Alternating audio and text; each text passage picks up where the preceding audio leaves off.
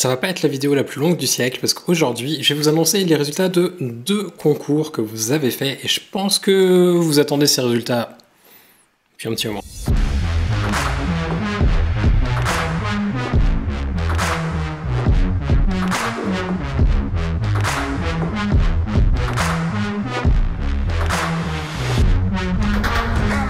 Vous avez été passé 200, je crois, à m'envoyer des photos. J'ai pas compté tout juste, mais j'ai vu qu'il y avait en tout cas 200 participations. C'est juste monstrueux. Je m'attendais pas du tout à ça, pour être honnête.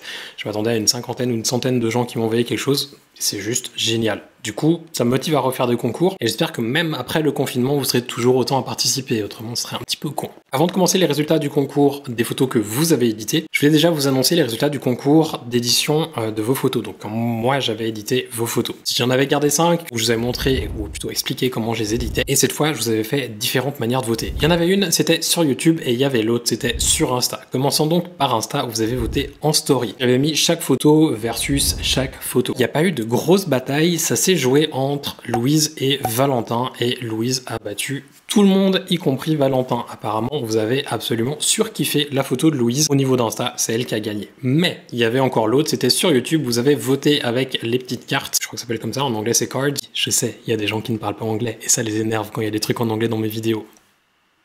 Eh ben, faudra faire avec. Et sur ce vote YouTube, ça a été assez serré quand même, de nouveau, entre Valentin et Louise. Visiblement, c'est les 2 photos que vous avez préférées, et sur YouTube, ça s'est joué à rien du tout, parce que c'était ex aequo entre les deux, ce qui veut dire que Louise a gagné. Donc Louise, je te contacterai ces prochains jours, si c'est pas déjà fait, pour regarder avec toi, pour pouvoir t'envoyer, enfin t'envoyer, c'est pas moi qui vais t'envoyer, mais pour faire ton abonnement à Vogue Italie pendant une année.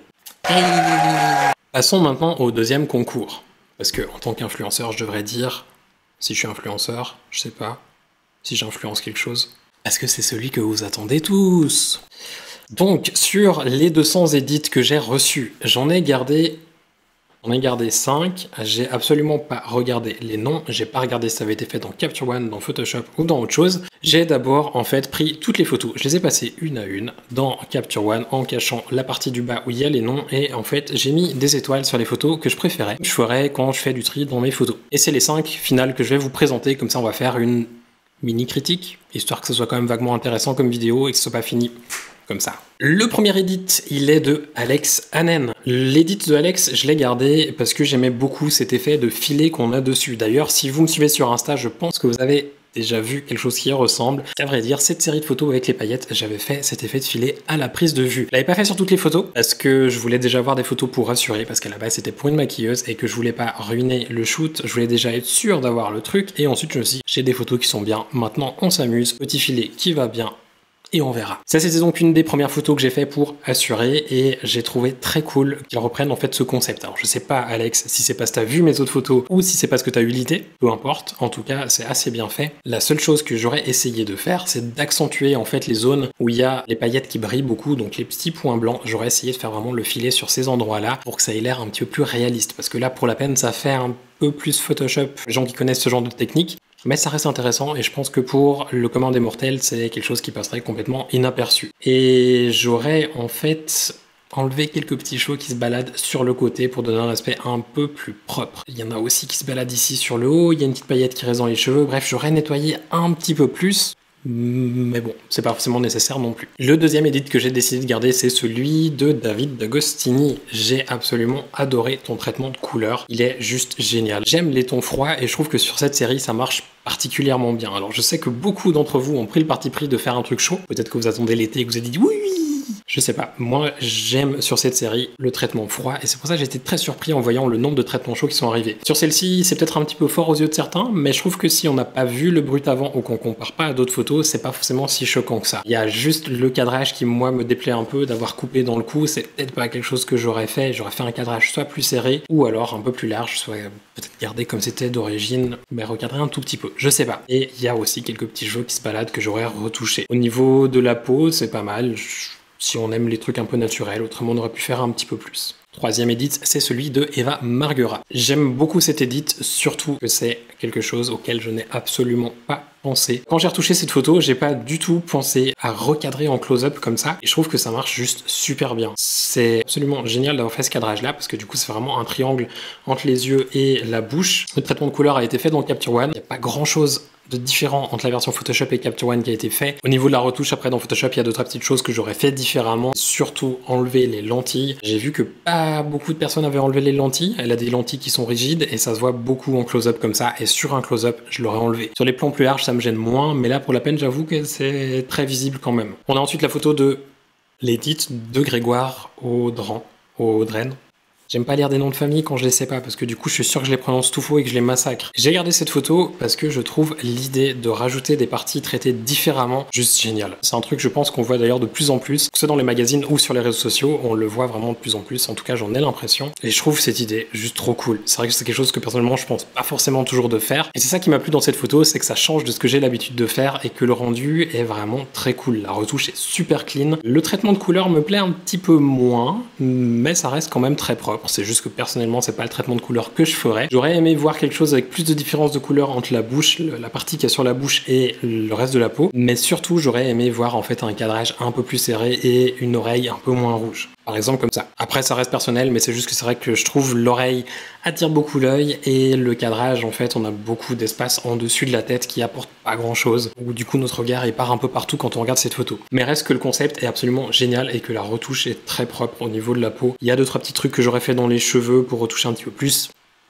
Après, on s'entend, c'est pour un concours, c'était pas non plus obligé de faire une retouche beauté hyper poussée. C'est Mel, c'est ma copine qui m'a envoyé une photo, elle m'a rien dit, en fait elle a participé, après elle m'a dit je t'ai envoyé une photo. On s'entend, elle va pas gagner la licence, ce serait pas forcément je pense réglo de faire gagner la licence à ma copine, mais je tenais vraiment à vous montrer cette photo parce que d'une part j'adore le traitement de couleur qu'elle a fait dans Capture One. Elle connaît pas Capture One, hein, qu'on s'entende, c'est pas passé ma copine que du coup elle connaît Capture One sur le bout des doigts. Elle a juste décidé de l'installer, de prendre la version d'essai et de bidouiller avec sans même me demander. Et je suis assez étonné parce que ça prouve vraiment que finalement les gens qui me disent que Capture One est difficile à prendre en main, je veux dire c'est pas son job hein, de faire ce genre de truc. Et pourtant elle se démerde quand même pas mal. Je trouvais aussi hyper intéressant là encore une fois d'être allé plus loin que ce que j'aurais fait personnellement, c'est-à-dire de rajouter ces larmes avec des espèces de paillettes diamants, je sais pas ce que c'est exactement. Je trouvais le concept vraiment très cool. Il y a 2-3 petits trucs que j'aurais fait différemment, surtout au niveau de cette intégration.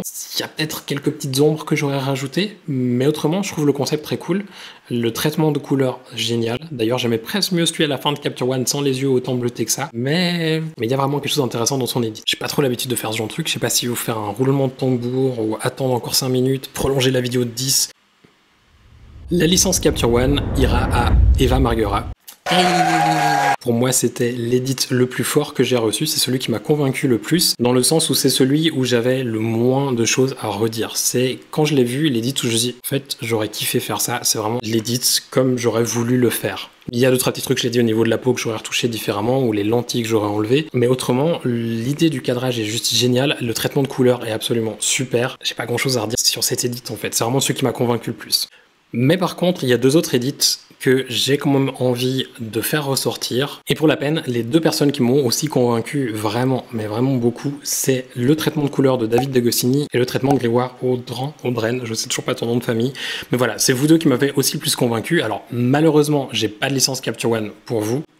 J'aurais bien voulu, peut-être une prochaine fois. Par contre, j'ai des choses sur ma boutique et ce que je me suis dit que j'allais vous proposer, c'est un bon de 100 €, donc 100, que vous pouvez utiliser n'importe quand à partir du moment où vous le recevrez et pendant une année, et comme ça vous pourrez acheter ce que vous voulez en sachant qu'il y a des choses qui vont arriver. Donc, si vous avez déjà tout ce qu'il y a sur ma boutique, je ne sais pas si c'est le cas ou pas, vous pourrez prendre des choses qui arriveront ces prochaines semaines, ces prochains mois ou l'année prochaine. On a fait le tour.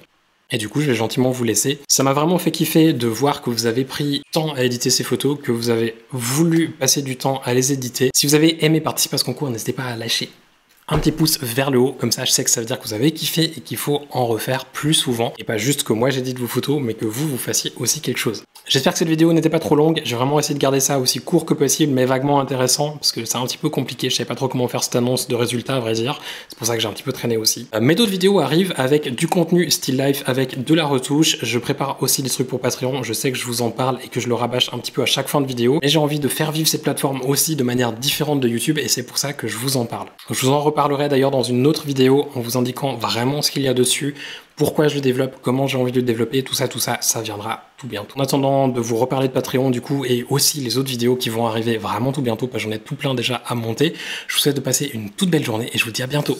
Ciao.